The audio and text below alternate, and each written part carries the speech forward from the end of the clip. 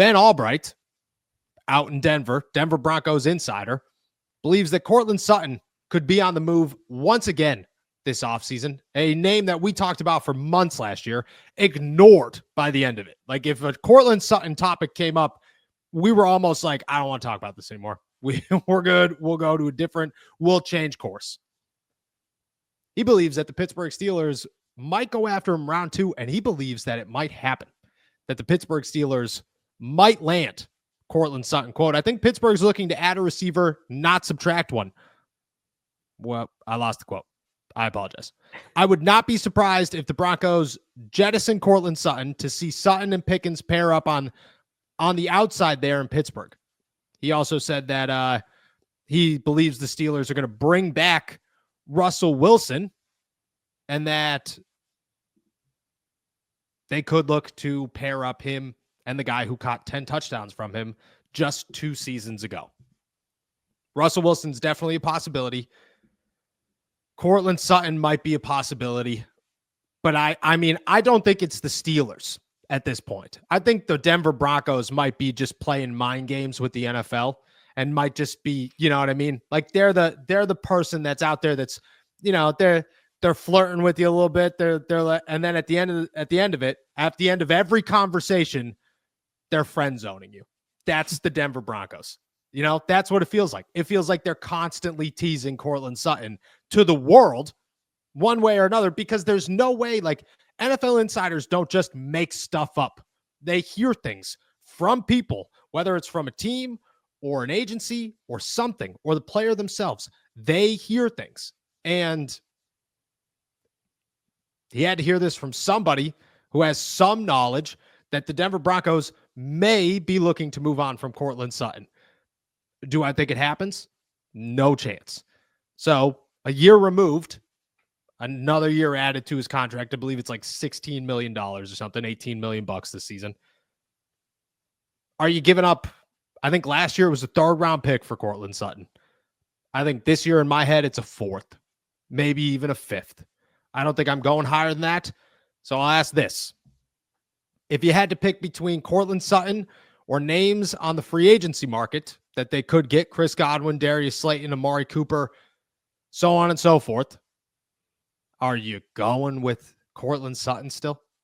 Yeah, I would put him in that mix. I don't know if I would put him firmly ahead of any of those other names. I think it comes down to what you have to pay for those other names. Plus, you have to tack on the fact that you need to actually trade something away. Even if it's a 6th or 5th, that gets added into this equation. So I would put him just player for player up there with Chris Godwin. I would put him player for player up there with Darius Slayton. As far as fits for the Pittsburgh Steelers, it comes down to contract. If he, you know, if you can get Darius Slayton for 10, 15, instead of Courtland Sutton for 20 for his final year, then I would probably go out and get Darius Slayton, take that extra 5, and try to fill some of the other holes that you have in this lineup. I mean, shoot, that 5 pays for Jaylen Warren in and of itself. So there you go. Yeah.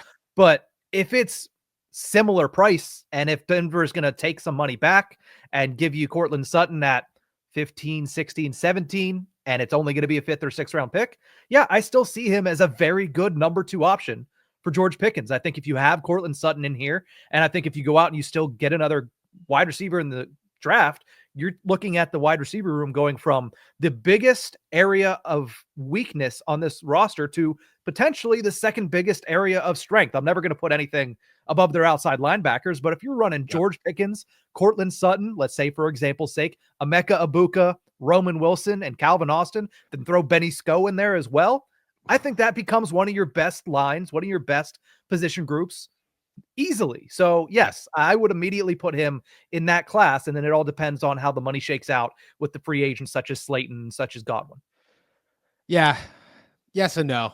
Like, yes, it depends on the name. I think I'd go Darius Slayton over Courtland Sutton either way. To not give up anything, I think they're almost the same player, where the different skill sets, but I'm talking like level. Different, same skill level, like same level of effectiveness, same impact on your team. I think they bring the same thing. I mean, Amari Cooper is below them, but Emeka Egbuka is well above them, and Chris Godwin is above both of them.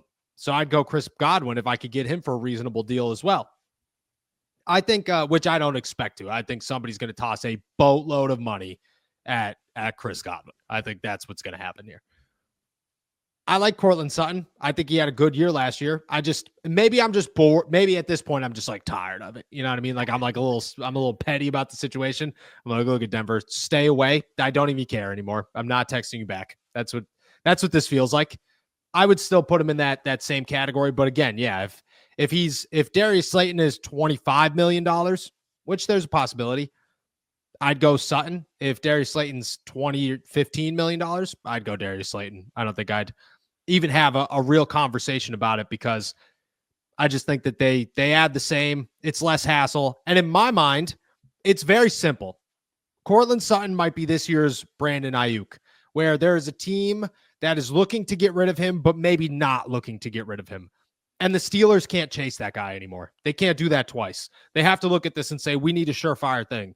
We can't go into June or July without having at least one, maybe two wide receivers added to our receiver room. They can't do that. And if Sutton wants to be traded on March 9th, great, cool, wide open. March 10th, that door is beginning to shut because other names are being spoken to during the legal tampering period. That is how I'm looking at it, is that if it wants to happen earlier, cool. If it doesn't, I'm not going into April. I'm not going into May trying to negotiate for Cortland Sutton. I'm too busy already signing wide receivers and drafting wide receivers because they don't have time to wait if I'm the Pittsburgh Steelers. You know what I'm saying? Yeah. I mean, last year we waited till, we were in training camp. We were eating lunch at Latrobe, sitting there saying, oh, well, are they going to get Brandon Ayuk? It's only been 3 months since this conversation started. You don't want to be in the same situation. You don't want to go to camp in Latrobe and still look at your wide receiver room and say, incomplete. Yeah, we might get someone, or we might not get anybody till the trade deadline. When we do, it's Mike Williams, and we're barely going to utilize him for some reason or other. So I agree with you. If it comes earlier, then yeah, get it. Fill the roster spot. Check that box off and go on with the rest of your roster building through the summer. But I again, put them in the same bucket like you with Darius Slayton, with Chris Godwin, and it all comes down to how much are they going to cost and what's the acquisition cost of Cortland Sutton.